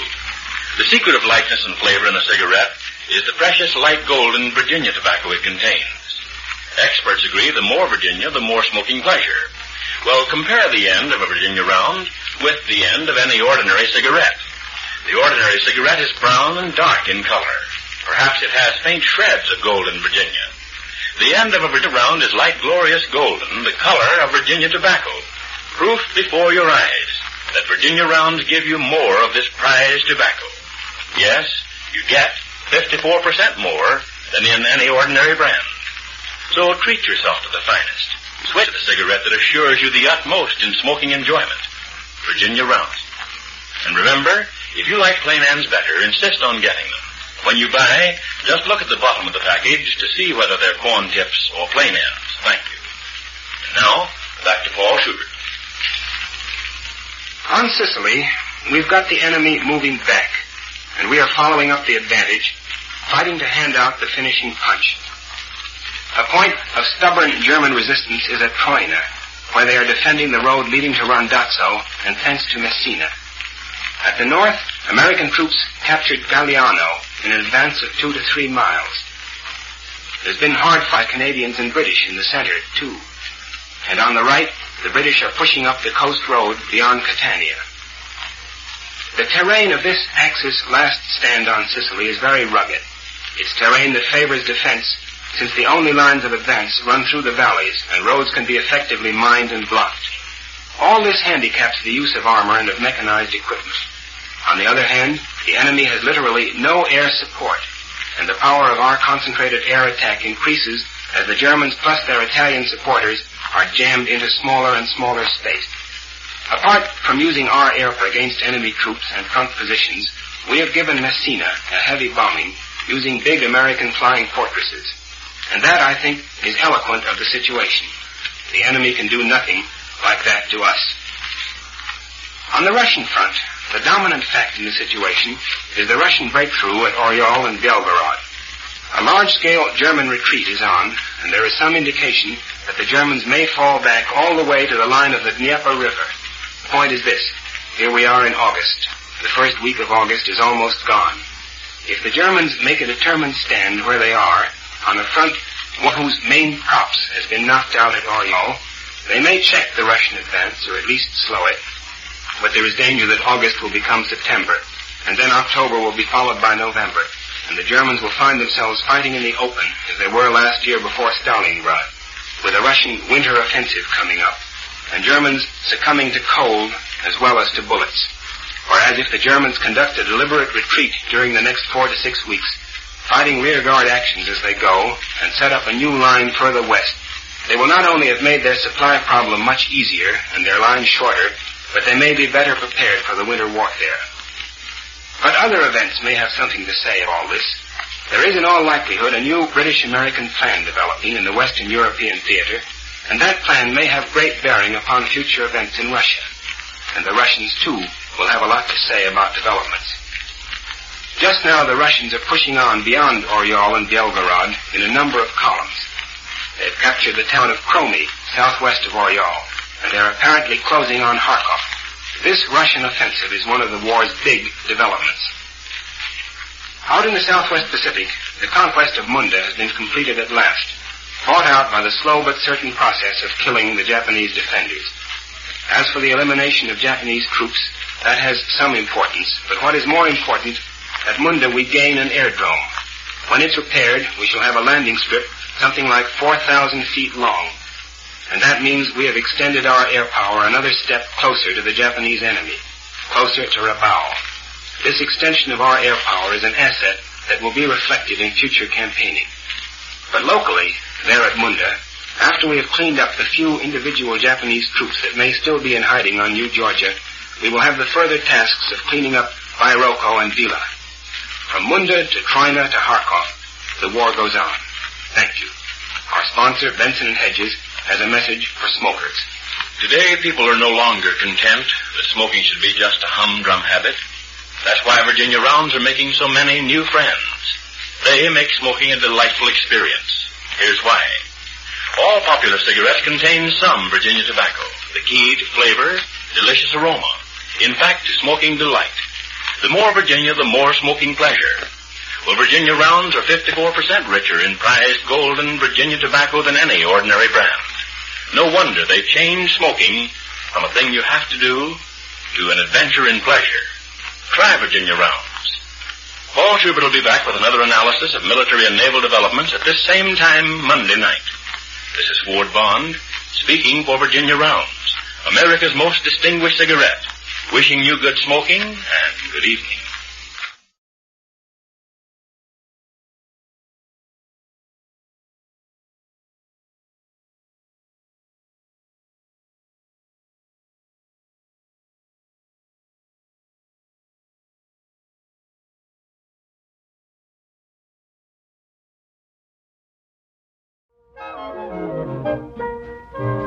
This changing world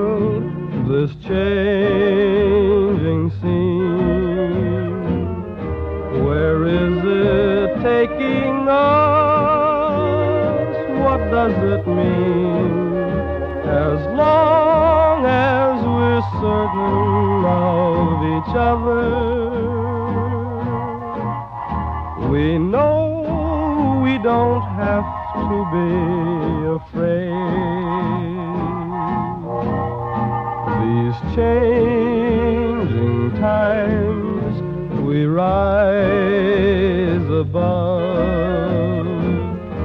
We have no time for them. We have our love, and love is the only thing that still remains the same through all this change.